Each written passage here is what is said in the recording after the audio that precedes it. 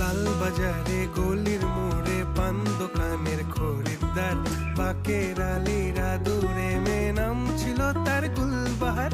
লাল বাজারে গলির মোড়ে পান দোকানের খরিদ্দার, বাকের আলীরা দূরে মেয়ে নাম ছিল তার গুলবাহার।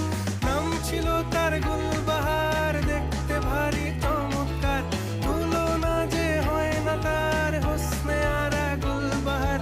বাকের আলীরা দূরে মেয়ে নাম ছিল তার গুলবাহার।